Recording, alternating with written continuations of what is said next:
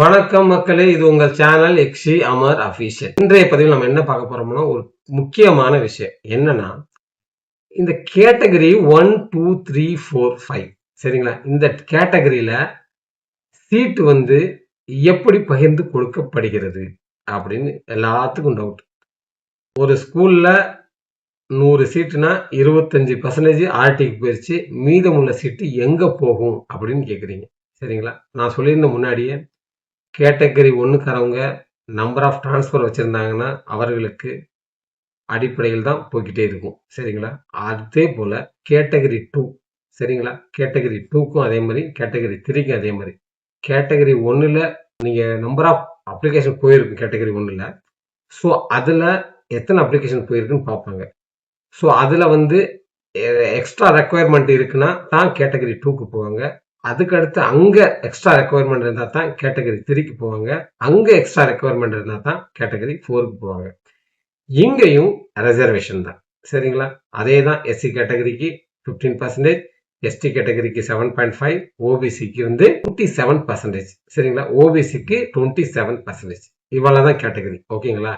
இப்ப நான் general category நான் சொல்லவே இல்லை யார்கிட்ட. சரிங்களா? இல்ல போயிட்டு டிஹெச்எல்டுக்கோ இல்ல இடபிள்யூஎஸ்ல உள்ளவங்களுக்கோ ப்ரியாரிட்டி கிடைக்குமா அப்படின்னு கேட்காதீங்க. இது அவர்களுக்கு கிடைக்காது. நீங்க இடபிள்யூஎஸ் இருந்தாலும் சரி, பிபிஎல் இருந்தாலும் சரி, உங்களுக்கு ஆர்டில வாங்கிட்டு போயிருவீங்க. சரிங்களா? ஸோ அந்த கண்டிஷன்ல கிடைச்சிடும்.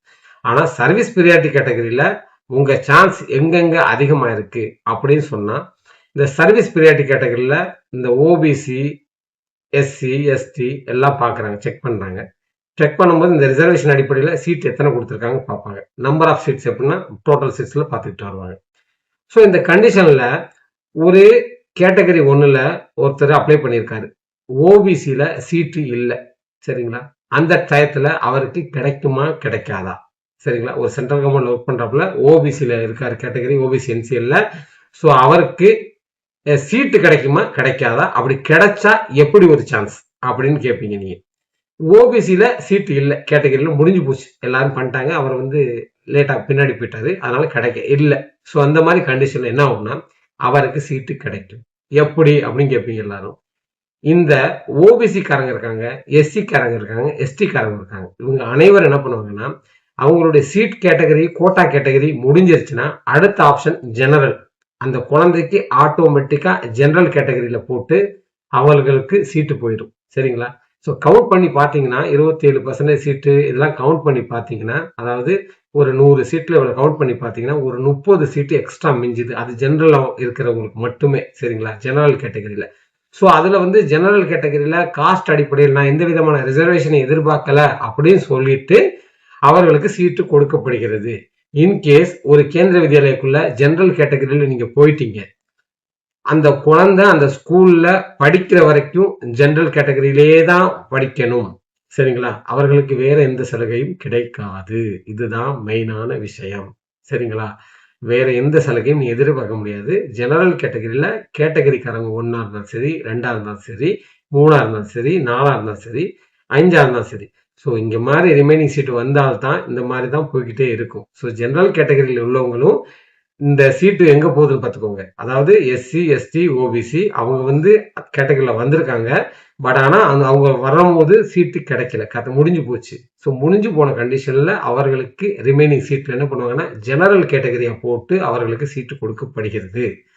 இது நல்லா புரிஞ்சிருக்கும்னு நினைக்கிற மக்களே. அதனால ஸோ நம்பர் ஆஃப் செக்ஷன்ஸ் அதிகமாக இருக்கிற ஸ்கூலை பார்த்து தேர்ந்தெடுத்துக் கொள்ளுங்கள்.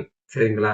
ஸோ இந்த கேட்டகரியில எப்படி கிடைக்குதுன்னு நல்லா கிளியர் ஆயிருக்குன்னு நினைக்கிறேன் உங்களுக்கு. இதுதான் சிம்பிளான இது விஷயம். ரொம்ப பேர் சொல்ல மாட்டாங்க ஆக்சுவலி. சரிங்களா? இந்த விஷயத்த நான் சொல்றேன், நான் அனலைஸ் பண்ண வரைக்கும் இதுதான்.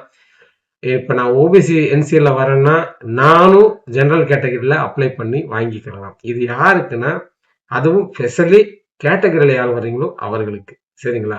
ஸோ அவர்களுக்கு இங்க இல்லைன்னா அங்க கொடுக்கணும் அப்படின்னு சொல்லிட்டு ஒரு ரூல் இருக்கு. ஸோ அதனால அவங்களுக்கு சீட்டு கொடுக்கப்படுகிறது. இதுதான் மக்களே இதுல வித்தியாசங்கள். ஓகே மக்களே, அடுத்த கொஸ்டின் ஒன்று கேட்பீங்க. நான் ஓபிசி கேட்டகரியில வர்றேன், ஓபிசி சர்டிபிகேட் இப்ப பிரச்சனையா இருக்கு, வாங்க முடியல. கேட்டகரியில் உள்ளவங்களுக்கு சொல்றேன், கேட்டகரியில் உள்ளவங்களுக்கு ஓபிசி சர்டிபிகேட் வாங்க முடியல. ஸோ இந்த கண்டிஷன்ல நான் ஜெனரல்ல நானே அப்ளை பண்ணிக்கலாமா அப்படின்னு அவங்க என்ன கொடுக்கறது, நானே அப்ளை பண்ணிக்கலாமா அப்படின்னு கேட்டீங்கன்னா எஸ், ஓகே, நீங்களும் பண்ணிக்கலாம். சரிங்களா? நீங்க இடபிள்யூஎஸ்ல இல்ல, பிபிஎல் இல்ல. ஆனா நீங்க ஜெனரல் கேட்டகரின்னு போட்டு நீங்க அப்ளை பண்ணிக்கலாம். டிஃபென்ஸ் சர்வீஸ்ல யாராவது இருக்கீங்க, ஜெனரல் கேட்டகரியில இருக்கீங்க. ஸோ அவர்கள் நீங்க அப்ளை பண்ண நினைச்சீங்கன்னா, இந்த ஜெனரல் கேட்டகரி யூஸ் பண்ணி நீங்க வந்து எந்த விதமான சர்டிபிகேட்டும் கொடுக்காம நீங்க பண்ணிக்கலாம். உங்கள்ட்ட எந்த சர்டிபிகேட்டும் கேட்கப்பட மாட்டாது. சரிங்களா? ஆனா என்ன, சீட் இருந்தால் கிடைக்கும். சரிங்களா? அது கேட்டகரிக்காரங்க கிடைச்சிரும். ஆனா வந்து நார்மலான காமன் பீப்புளுக்கு இந்த விஷயம் இருக்கு. சரிங்களா? இதே விஷயம் அவங்களும் வாங்கிக்கலாம். பட் ஆனா அந்த அளவுக்கு போகுமா, ஜெனரல் கேட்டகரிக்காரவங்க அந்த அளவுக்கு போகுமா, அதுதான் பிரச்சனைங்க. சரிங்களா? ஸோ அதனால அங்க கிடைக்குமா கிடைக்காதாங்கிறது வந்து பாராமீட்டரை தாண்டி ஜெனரல் கேட்டகரி போகுமான்னு சொல்லும் போது கொஞ்சம் சந்தேகம். சரிங்களா? ஸோ அதுதான் அங்க பிரச்சனை. காமன்ல உள்ளவங்க ஜெனரலா அப்ளை பண்ணாதீங்க அப்படின்னு. ஆனா இதே வந்து நீங்க காஸ்ட் கேட்டகரியில் அப்ளை பண்ணீங்கன்னா ஒரு 10 சீட்டு வந்து எஸ்டி கேட்டகரிக்கு இருக்குன்னு வச்சுக்கோங்களேன். இந்த ஃபர்ஸ்ட் கேட்டகரி 1ல பார்ப்பாங்க, யாருமே அப்ளை பண்ணல. சரிங்களா? அடுத்து கேட்டகரி 2ல பார்ப்பாங்க, 2 குழந்தைய பண்ணியிருக்காங்க, 2 குழந்தை சீட். சரிங்களா? அடுத்து கேட்டகரி 3ல பார்ப்பாங்க, 3 குழந்தை பண்ணியிருக்காங்க, 3 பேத்துக்கு சீட்டு. சரிங்களா? அடுத்து கேட்டகரி 4ல பார்ப்பாங்க, யாருமே பண்ணல. அப்ப என்ன பண்ணுவாங்க, 2, 3 5 சீட்டு போச்சா, மிச்சம் ரிமைனிங் 5 சீட்டு எங்க போகும், காமன் மேனுக்கு போகும். அப்பதான் நீங்க வெயிட்டிங் லிஸ்ட்ல யார் அங்க இருக்கீங்களோ அவர்களுக்கு சீட்டு கிடைக்கும். சரிங்களா? இவ்வளவுதான் வித்தியாசம். அதே போல எஸ்சி கேட்டகரிக்கு இதே தான், ஓபிசி கேட்டகரிக்கு இதே தான். ஸோ நீங்க நினைக்கலாம், சிலர் என்ன பண்ணுவாங்கன்னா, சென்ட்ரல்ல இருக்காங்க, ஒரு எஸ்சி கேட்டகரியில் ஒரு சீட்டை கொண்டு போயிட்டு ஜெனரல் கேட்டகரிகளுக்கு கொடுத்துருவாங்களா, இல்ல எஸ்டி காரங்களுக்கு கொடுத்துருவாங்களா, இல்ல ஓபிசி காரங்களுக்கு கொடுத்துருவாங்களா, அப்படிலாம் நீங்க நினைப்பீங்க. ஆனா அப்படிலாம் கொடுக்கவே முடியாது. சரிங்களா? இந்த கேட்டகரியில வர்றவங்க சீட்டை வந்து அந்தந்த கேட்டகரி காரவங்களுக்கு தான் கொடுக்கணும். சரிங்களா? ஸோ அதனால மக்களே, யாரும் உங்களுடைய ஃபெய்த்தை விட்டுறாதீங்கன்னு சொல்ல வந்தேன் என்னை பொறுத்த வரைக்கும். ஸோ இதுதான் சான்ஸ். சரிங்களா? கிடைக்கும். ஆனா வந்து இன்னைக்குள்ள நிலைமையில கேந்திர வித்யாலயை பொறுத்த வரைக்கும் கிரேஸ் அதிகம் தான். மக்கள் 1000 தான் என்னதான் சொல்லட்டும், ஸ்கூல் அப்படி இருக்கு, இப்படி இருக்கு, எங்களுக்கு தொலைவா இருக்கு, தூரமா இருக்கு அப்படின்னு சொல்லிக்கிட்டே இருக்கட்டும். பட் ஆனா உண்மையான நிலவரம் இதுதான். இன்னைக்கும் கேந்திர வித்யாலயோடைய கிரேஸ் இருக்கத்தான் செய்கிறது. ஒவ்வொரு ஸ்கூலுக்கும் நம்பர் ஆஃப் அப்ளிகேஷன் வந்துகிட்டு தான் இருக்கு. ஸோ இதுல ரிஜெக்ஷன் வேல்யூவும் ரொம்ப அதிகமாக தான் இருக்கு மக்களே. உங்களுடைய அப்ளிகேஷன் ரிஜெக்ட் எந்தெந்த கண்டிஷன்ல ஆகுதுன்னா, டூப்ளிகேட் அப்ளிகேஷன் போட்டிருந்தீங்கன்னா கேன்சல் ஆகும். இல்லைன்னா உங்களுடைய அப்ளிகேஷன்ல தப்பான இன்ஃபர்மேஷன் ஏதாவது கொடுத்துருந்தீங்கன்னா, ஸோ நீங்க அப்ளிகேஷன்ல கொடுத்த அப்ளிகேஷன்ல உள்ள டேட்டாவும் உங்க கையில உள்ள டேட்டாவும் தப்பா இருந்துச்சுன்னா, ஸோ அந்த டயத்தில் நீங்க கேன்சல் ஆக சான்சஸ் உண்டு. இல்லைன்னா ரிஜெக்ட் ஆக கூட சான்சஸ் உண்டு. இன்கேஸ் சீட்டு கிடைத்தும் உங்க போய் வெரிஃபை பண்ணும் போது, ஸோ அந்த கண்டிஷன்ல ஆக சான்சஸ் உண்டு. விஷயம் என்னன்னா, கேட்டகரியில வர்றீங்க, காஸ்ட் கேட்டகரியில வர்றீங்க, யாரா இருந்தாலும் சரி, உங்களுக்கு சர்டிபிகேட்டே இல்லை, எஸ்சி கேட்டகரியில் இல்லை, எஸ்டி கேட்டகரியில் இல்லை, ஓபிசி இல்லை, எதுவுமே சர்டிபிகேட்டே இல்லைனாலும் நீங்க விட்டுற வேணாம். உங்களுடைய அப்ளிகேஷன் காசா பணமா, சரிங்களா? நீங்க ஜெனரல் கேட்டகரின்னு போட்டு அப்ளை பண்ணிக்கலாம். சரிங்களா? ஆனா என்ன, ஆர்டில மட்டும் வர மாட்டீங்க. ஜெனரல் கேட்டகரின்னு போட்டீங்கன்னா ஆர்டில வர மாட்டீங்க. ஆர்டி ஆப்ஷன் அங்க இல்லை. ஆனா அதே இடபிள்யூஎஸ்லயோ பிபிஎல்லையோ இருந்தீங்கன்னா ஆர்டிக்குள்ள வந்துடுவீங்க. சரிங்களா? அதே போல ஓபிசி கிரிமி லேயர்ல வர்றவங்க, நீங்க கிரிமி லேயரை கிளிக் பண்ணியிருந்தீங்கன்னா, ஸோ அவர்களுக்கு இல்லை, சான்ஸ் இல்லை, ஆர்டில வர மாட்டீங்க. ஸோ தேடாதீங்க. ஓகேங்களா? ஸோ அந்த கண்டிஷன் நீங்க நல்லபடியா பார்த்துக்கோங்க. இன்னொருத்தவங்க கேட்டிருந்தாங்க நேத்து, வந்து எக்ஸோரிஸ் மேன் எனக்கு வந்து கவர்மெண்ட் சர்வெண்ட் காட்ட மாட்டுது அப்படின்னு சொல்லிட்டு. மக்களே, ஒரு விஷயம் நான் சொல்றேன் கேளுங்க. உங்களுக்கு ப்ரியாரிட்டி கேட்டகரின்னு ஒரு விஷயம் இருக்கு. எப்படின்னா, உங்களுடைய ஹஸ்பண்டோ இல்ல நீங்களோ வேலை பார்த்துக்கிட்டு இருக்கலாம், கேட்கறாங்க, எஸ் ஆர் நோ கொடுக்குறீங்க. எஸ் கொடுத்தீங்கன்னா வேலை பார்க்குறீங்க, நோன்னா நோ கொடுத்துருவீங்க. ஸோ கொடுத்தோன்னு அடுத்த ஆப்ஷன் வரும், எஸ்ன்னு கொடுத்தீங்கன்னா எங்க வேலை பார்க்குறீங்கன்னு கேட்கும். ஸோ நோன்னு கொடுத்தோன்னே சம் ஆஃப் ஆப்ஷன் ஓப்பன் ஆகும். அதுல கீழே பார்த்தீங்கன்னா ரிட்டையர்ட்னு போட்டிருக்கும். ஸோ அந்த ரிட்டையர்டை கிளிக் பண்ணிட்டு போங்க. கிளிக் பண்ணீங்கன்னா, ஸோ என்ன பண்ணுவாங்கன்னா, கேட்டகரியை உங்களை சூஸ் பண்ண சொல்லணும். நீங்க எந்த கேட்டகரியில இருந்து ரிட்டையர்ட் ஆயிருக்கீங்க அப்படின்னா, கேட்டகரி 1ல இருந்து ரிட்டையர்ட் ஆயிருந்தீங்கன்னா கேட்டகரி 1ல தான் இருப்பீங்க நீங்க. எங்க ஆப்ஷன் இருக்கு அப்படின்னு பாத்தீங்கன்னா, நான் சொல்லிட்டேன் உங்கள்கிட்ட, நம்பர் ஆஃப் டிரான்ஸ்பர் ஒன்று சொன்னேன். இன்னொன்று வந்து கேட்டகரி 1க்கும் கேட்டகரி 2க்கும் உள்ள வித்தியாசத்தை சொல்றேன். ஒரு கேட்டகரி 1ல நீங்க நம்பர் ஆஃப் டிரான்ஸ்பர் 4 வச்சிருக்கீங்கன்னா ஃபர்ஸ்ட்ல இருப்பேன்னு சொன்னீங்க.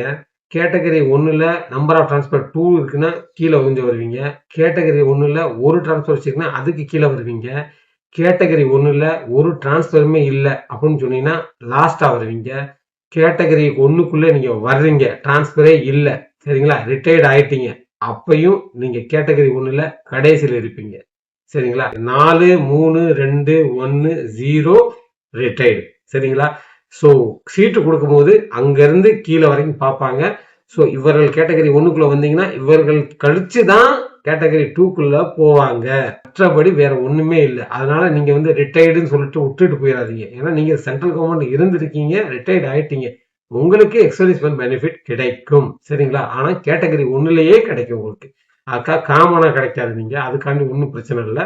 ஸோ அந்த ஆப்ஷனை யூஸ் பண்ணிக்கோங்க. அப்புறம் அந்த பண்ணிட்டு இந்த கேட்டகரி ஆப்ஷன்ல பார்த்துக்கோங்க. நீங்க எந்த கேட்டகரியில உண்மையிலேயே இருந்திருப்பீங்க, அதாவது சர்வீஸ்ல இருந்தீங்கன்னா எந்த கேட்டகரியில வருவீங்க. ஸோ அந்த கேட்டகரி உங்களுக்கு ஆப்ஷன் ஆகுதா இல்லையான்னு மட்டும் பார்த்துக்கோங்க. அப்படி ஆச்சுன்னா நீங்க அப்ளை பண்ணிட்டு போய்க்கலாம். சந்தோஷமா போங்க. உங்களுக்கு சீட்டு கிடைக்க சான்சஸ் உண்டு. சரிங்களா?